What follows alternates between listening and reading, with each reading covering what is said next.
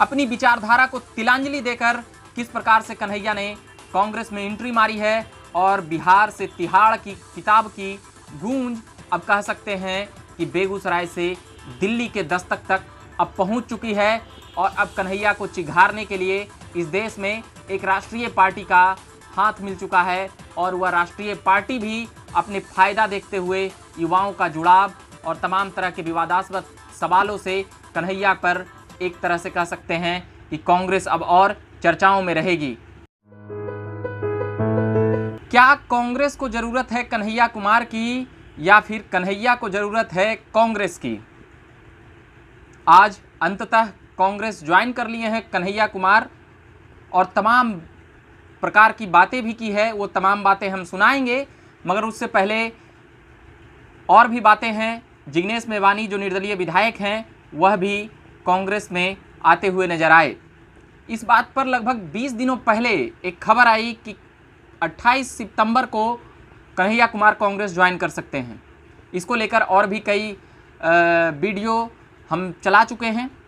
इससे पहले 2 वीडियो हमने जो चलाई है उसमें कन्हैया कुमार की तमाम डिटेल्स बताई है। मगर उसके साथ ही हार्दिक पटेल भी वहीं पर थे जो गुजरात में कमान दिया गया है और तमाम प्रेस कॉन्फ्रेंस में रणदीप सुरजेवाला दिख रहे थे, तमाम किस प्रकार से मैनेजमेंट कर रहे थे और तमाम पत्रकारों का सवाल भी कन्हैया कुमार ने दिया है। मगर उससे पहले पंजाब में क्या कुछ हुआ? पंजाब के कांग्रेस में कैप्टन अमरिंदर का जो इस्तीफा होता है, चन्नी साहब मुख्यमंत्री बनते हैं, नवजोत सिंह सिद्धू का जो प्रधान पद दिया गया था कांग्रेस में उससे भी इस्तीफा देते हुए सिद्धू नजर आए। साथ ही सिद्धू यह भी कहते हुए नजर आए कि हम कांग्रेस में ही रहेंगे मगर फिलहाल इस पद से इस्तीफा देता हूं। उसके बाद फिर तमाम लेटर पत्र जारी हुए, सोनिया गांधी तक वो लेटर पत्र गया। फिर ये कयास लगाया जाने लगा कि सिद्धू नाराज थे कि चन्नी के जगह पर उनको मुख्यमंत्री बनाया जाए कैप्टन अमरिंदर के बाद। मगर कैप्टन अमरिंदर यहाँ दिल्ली में बीजेपी के बड़े बड़े नेताओं से मिलने की आशंका को देखते हुए जिस प्रकार से कहा जा रहा था कि कैप्टन अमरिंदर बीजेपी के चेहरे होंगे पंजाब में और बीजेपी वो ज्वाइन कर सकते हैं, उसके बाद तमाम सवालों के जवाब नवजोत सिंह सिद्धू के इस्तीफे के बाद शांत सी हो गई। उसके बाद क्या हुआ? उसके बाद वह हुआ जो कन्हैया कुमार की कहानी जिस प्रकार से चल रही थी उनकी पार्टी में, वो अपने पार्टी को बचाव करते हुए कन्हैया कुमार नजर आए अपने भाषणों में। इससे पहले निंदा प्रस्ताव भी निकाला गया था कन्हैया कुमार के लिए, मगर वो तमाम बातें लोकतंत्र की तरफ घुमा देते हैं और साफ कहते हुए नजर आते हैं कि लोकतंत्र में पहले तमाम पार्टियों को एक होना होगा, विपक्षी पार्टियों को जो लुप्त हो रही है। बड़ी बड़ी मछलियों की बात की कन्हैया कह रहे थे कि जो छोटे छोटे घर वाले जो पार्टी है वो तमाम सभी को एक होना होगा। साथ ही कांग्रेस को एक बड़ी पार्टी करार दी विपक्षी पार्टी में, क्योंकि वो तमाम चीज़ें कन्हैया समझ रहे थे। वो अपनी पार्टी जिस पार्टी में थे सीपीएम में, कम्युनिस्ट पार्टी में, वो भी बातें वह समझ रहे थे। इसके साथ ही कन्हैया कुमार के विचारधारा की पार्टी के बड़े नेता सुनीत चोपड़ा जो एसएफआई के फाउंडर मेंबर रहे हैं, उनका कहना था कि कन्हैया कुमार का जो फैसला है वह सही है। साथ ही यह भी कहना था कि जिस प्रकार से तमाम वामपंथी संगठनों का जो जनाधार था वह इतना नहीं है कि बीजेपी को हरा सके, इसलिए कन्हैया जिस प्रकार से बोलते हैं और जिस प्रकार से बातें रखते हैं उससे बीजेपी और संघ परिवार को घेरा जा सकता है। तो क्या संघ के खिलाफ आज सभी पार्टियां एक हो चुकी है, जैसे इंदिरा गांधी के समय में कांग्रेस के खिलाफ देश की तमाम पार्टियां एक हो गई थी। साथ ही कन्हैया कुमार जिन बातों पर फोकस कर रहे थे वो पत्रकारों के सवालों से पहले ही तमाम बातें करते हुए नजर आए कि देश की सबसे पुरानी पार्टी कांग्रेस में हमारा दिली तौर पर जुड़ाव रहा है कांग्रेस से। साथ ही गांधी और गॉडसे पर भी सवाल किए। इसके साथ ही नरेंद्र मोदी पर तो वो प्रहार करते ही थे, मगर आज उतने उद्वेग में नहीं थे। शायद वह जगह नया होगा, वह मंजर नया होगा, वह कांग्रेस नया होगा, जहां पर कांग्रेस के खिलाफ भी कई बार मोदी के खिलाफ बोलते बोलते कांग्रेस और राहुल गांधी की भी मजाक कई बार बना दिया करते होंगे कन्हैया कुमार। कई लोगों का यह भी कहते हुए नजर आए कि अभी 5-6 सालों बाद ही कांग्रेस ज्वाइन कर लिए कन्हैया, 5-6 साल बाद फिर देखेंगे 10 साल बाद कि कन्हैया बीजेपी भी ज्वाइन कर सकते हैं। कन्हैया अभी जिस उम्र के अवस्था में हैं वहाँ से देश के लिए एक लंबा राजनीतिक अध्याय लिखना अभी बाकी है।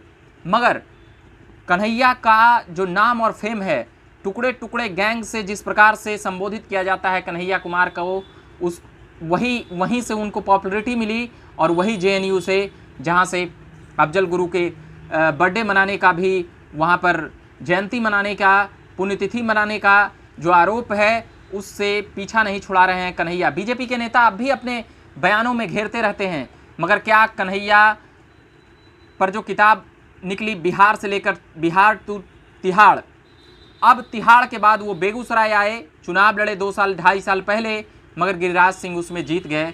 उसके बाद फिर जो माहौल बना देश में, तो यह कयास लगाया जाने लगा कि कन्हैया क्या कांग्रेस में जा सकते हैं। ये बातें 2-3 सालों से चल रही थी, मगर कन्हैया उन बातों पर पूर्णतः नहीं पहुंच पा रहे थे, मगर अंततः वह पहुंच गए। बिहार से तिहाड़ की कहानी बहुत लंबी है, साथ ही लंबी है बेगूसराय से कांग्रेस में जाने के लिए कन्हैया की कहानी। कन्हैया पूरी पृष्ठभूमि उनकी कम्युनिस्टों की है, वामपंथियों की है, और बेगूसराय तो ऐसे भी कहा ही जाता है कम्युनिस्टों का गढ़। तो कन्हैया जो तमाम पाठ थे वहीं पढ़े थे, मगर अपनी पार्टी के खिलाफ एक भी बातें नहीं कहते हुए नजर आए। आखिर उनकी पार्टी में सीपीएम में क्या कुछ चला होगा, वो उस पर एक भी शब्द कहे बगैर तमाम वहाँ के अभिभावकों को धन्यवाद दिए, तमाम उस पार्टी में काम करने वाले कार्यकर्ताओं को भी धन्यवाद दिए, तमाम उन लोगों को भी याद करते हुए नजर आए कन्हैया कुमार। वैसे अब एक बहुत बड़ा धड़ा हम देखेंगे कि सीपीएम में जो कन्हैया से प्रभावित थे लोग, वो अब कन्हैया में जुड़ते हुए नजर आएंगे। कन्हैया जिस प्रकार से बोलते हैं, मोदी पर प्रहार करते हैं और संघ परिवार पर, तो एक बहुत बड़ा तबका और एक बहुत बड़ा जो विपक्ष को देखना चाहता है वह चेहरा कन्हैया में दिखता है। अब देखना यह है कि कन्हैया बिहार से तिहाड़ से की कहानी और बेगूसराय से लेकर दिल्ली तक की कहानी अब कैसे लिखते हैं। अब जब भी किताब लिखा जाएगा कन्हैया का, तो ये भी अध्याय अब जरूर जुड़ गया कि कैसे एक उभरता हुआ वामपंथी नेता, कह सकते हैं कि एक सूरज उगा सकते थे अपनी पार्टी में, मगर वह कांग्रेस में जाते हुए नजर आए। कई लोग यह भी कहते हुए नजर आए कि कन्हैया ने अपनी राजनीतिक पारी खेलने के लिए सही डिसीजन लिए हैं। कई लोग यह भी कहते हुए नजर आए कि कांग्रेस को एक नया चेहरा मिल गया है। कन्हैया ने जिन भाषणों का दावा किया, जिन लोकतंत्र की स्थापना की जो बातें की, जिन विपक्षों को लेकर जो बातें की, उसमें यह साफ नजर आया कि कन्हैया अभी तक वो जो अपनी पुरानी पार्टी है उसकी विचारधारा को वह नहीं छोड़ने की मंशा और बातें दिख रही थी। साफ कहना था कि हम विपक्ष को मजबूत करने आए हैं, और डूबती हुई कांग्रेस में कह सकते हैं कि वह साफ तौर पर देखा जा सकता था कांग्रेस को मजबूत करने की पहल पर कन्हैया बात कर रहे थे। कांग्रेस यानी कि डूब रही है, तभी उनको मजबूत करने का ज़रूरत पड़ा है, साफ ही कन्हैया यह भी इशारा कर रहे थे। अब वो बातें मुखरता से क्यों नहीं कही जाती है, टुकड़े टुकड़े गैंग और तमाम तरह के देश विरोधी नेताओं की श्रेणी में जिस प्रकार से कन्हैया के चेहरे को दिखाया जाता है, यही कन्हैया की टीआरपी का सबसे बड़ा खेल है। साथ ही विपक्ष के चेहरा के तौर पर कन्हैया जिस प्रकार से अपने चेहरे को इस देश में एक स्थापित कर चुके हैं, केवल छात्र नेता के तौर पर ही नहीं, सबसे ज़्यादा अगर मोदी विरोधी के रूप में अगर ख्याति पिछले 5 साल में अगर बनाई है, तो वह इस देश में कन्हैया ने बनाई है। यह भी एक कारण रहा कि राहुल गांधी से मिलते हुए नजर आए जिग्नेश मेवानी और कन्हैया कुमार। हार्दिक पटेल जो गुजरात में पटेल और तमाम तरह के आरक्षण की बातों को लेकर पॉपुलर हुए थे, अब वहाँ पर वह हार्दिक पटेल खास चेहरा बन चुके हैं। ज्योतिरादित्य सिंधिया के छोड़ के जाने के बाद युवाओं का जुड़ाव कहा जा रहा था कि कांग्रेस में कम गया है, मगर जिस प्रकार से जेएनयू और वामपंथी संगठनों के तमाम एक विचारधारा के नेताओं ने कांग्रेस में एंट्री मारी है, तो कहीं ना कहीं कांग्रेस के लिए यह एक सुखद विषय है। मगर देखना यह होगा कि कांग्रेस उत्तर प्रदेश चुनाव में कितना बेहतर कर पाती है, क्योंकि वह जीत तो नहीं पाएगी और ना ही वैसा कोई उनके पास ठोस उत्तर प्रदेश में नेता हैं। जो नेता थे उसे योगी आदित्यनाथ बुलाकर मंत्री बना चुके हैं उत्तर प्रदेश में। वहीं जितिन प्रसाद का नाम जिस प्रकार से मंत्री में आया था 2 दिनों पहले, वह मंत्री बन चुके हैं, पहले कांग्रेस में थे। मगर अभी कन्हैया की और भी कहानी लिखी जानी है। कन्हैया कुमार अभी उतने ओपन होकर नहीं बोलते हुए नजर आए, मगर वह साफ तौर पर यह कहते हुए नजर आए कि देश की सबसे पुरानी पार्टी है जिसकी आज़ादी में एक भूमिका है। साथ ही संघ पर यह भी आरोप लगाते हुए नजर आए, गांधी और गॉडसे को लेकर भी बात करते हुए नजर आए। साफ कहना था कि गांधी के साथ रहना है या फिर गांधी के हत्यारों के साथ रहना है। वो भारत के इतिहास और भूगोल को तोड़ मरोड़ कर पेश करने वाले उन किताबों की भी बात कर रहे थे। एनसीईआरटी के पैटर्न पर पढ़ाई जाने वाली और बनाई जाने वाली किताबों पर भी कन्हैया खुलकर बोल रहे थे। साथ ही वह यह भी कह रहे थे कि देश में जो एक गलत विचारधारा की सरकार आ चुकी है उसको कैसे परास्त किया जाए। तमाम विपक्षी एकता को भी एक साथ लाने के लिए कन्हैया दिखे उद्वेग में। साथ ही कांग्रेस के पट्टे में जिस प्रकार से कन्हैया नजर आए, वह एक कांग्रेस की मजबूती प्रदान करने वाली भी एक तस्वीर दिख सकती है, क्योंकि कन्हैया का जो सबसे बड़ा उनके पास जो ताकत है वह है अपनी आवाज़ और अपने वाक् पटुता से किसी को भी वह देश में परास्त कर सकते हैं।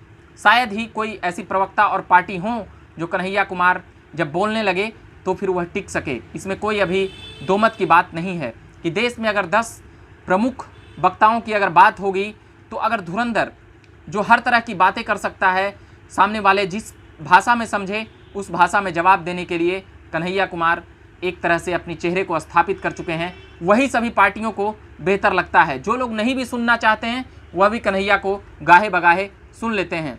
मगर अब देखना है कि बिहार की राजनीति में क्या सियासत का तूफान मचेगा। मैं बात करूंगा उन युवा नेताओं की जहां पर कन्हैया की लोकसभा में एंट्री के पहले उनके खिलाफ आरजेडी ने कैंडिडेट उतारा था।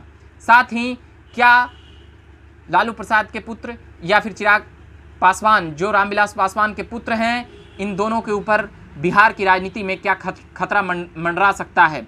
तो अभी देखना होगा कि कन्हैया का किस प्रकार से बिहार में एंट्री होगा, क्योंकि ये उत्तर प्रदेश के चुनाव के पहले जिस प्रकार से एंट्री था, क्या बिहार कांग्रेस कन्हैया को अपना पाएगा या फिर कन्हैया पर कई प्रश्न चिन्ह और खड़े हो सकते हैं। ये तमाम बातें देखी जाएगी, मगर यह भी देखी जाएगी कि कन्हैया को कैसे बिहार में कांग्रेस स्थापित करके अपना एक मजबूत चेहरा बना ले। इसमें कोई शक नहीं कि कांग्रेस अब बिहार में पहले से ज़्यादा मजबूत होगी। इन तमाम बातें भविष्य के गर्भ में है, तमाम बातें समय के साथ निकलेगी, मगर ये तमाम घेराबंदी है 2024 के पहले नरेंद्र मोदी के खिलाफ। क्या नरेंद्र मोदी सचमुच इतना ताकतवर हो चुके हैं कि अब किसी से परास्त नहीं हो सकते हैं? ये बातें विपक्ष को भी मालूम है। कन्हैया का कांग्रेस में शामिल होना आखिर क्या साबित करता है? यही साबित करता है कि बीजेपी को हराने के लिए लोग और नेता अपने विचारधारा को भी तिलांजलि देने के लिए तैयार हैं। ये तमाम बातें होंगी, ये तमाम किस्से हैं जो हम अगले एपिसोड में करेंगे कि बिहार के युवा नेता के तौर पर चिराग और तेजस्वी को चुनौती देते हुए नजर आएंगे कन्हैया, और किस प्रकार से चुनौती देंगे, क्योंकि इन दोनों के पास एक पीढ़ी स्टेबल करके राजनीति मिली है और पार्टी मिली है। मगर अब कांग्रेस क्या बड़े भाई में नजर आएगी, ये तमाम बातें देखने के लिए मिलेगा बिहार में। उत्तर प्रदेश का चुनाव एक अलग मसला है, मगर जब बिहार आएंगे तो यहाँ पर दो युवा से कन्हैया को अभी टकराना है, और उन दोनों युवा जानते हैं कि कन्हैया की वाक्पटुता और कन्हैया का छात्र राजनीति से, और जिस प्रकार से जेएनयू में वो चुनाव जीते थे और जिस प्रकार पॉपुलर हुए वहाँ एक दो विवादास्पद कामों के बाद, तो तमाम बातें बिहार पर भी निर्भर करेगी। हम सुनाते रहेंगे और दिखलाते रहेंगे तमाम पॉलिटिकल अपडेट्स। आज देश की यही पॉलिटिकल अपडेट्स थी। पंजाब में जिस प्रकार से घंटे भर में घटना चक्र बदलता हुआ नजर आया, कैप्टन अमरिंदर अपने सामान पैक करके कभी दिल्ली तो कभी पंजाब नजर आ रहे हैं। वहीं नवजोत सिंह सिद्धू की तमाम बातें हम बता चुके हैं। उनके मन में इच्छा थी कि हमें मुख्यमंत्री बनाया जाए, मगर वह नहीं बने, इस्तीफा दे मारे कांग्रेस के अध्यक्ष के पास। मगर घंटे भर में एक खुशी का माहौल जो कांग्रेस में चला, वह देश की तमाम सुर्खियों का एक प्रकार से कह सकते हैं कि सुर्खियों का एक मुद्दा सा बन गया है कि कन्हैया कुमार कांग्रेस में चले गए हैं। अपने विचारधारा को तिलांजलि देकर ऐसे कई सवाल खड़े हो रहे हैं कन्हैया पर। इन तमाम बातों के साथ हम आते रहेंगे। मेरा नाम हुआ रविकांत, आप देख रहे हैं झकास भारत। धन्यवाद।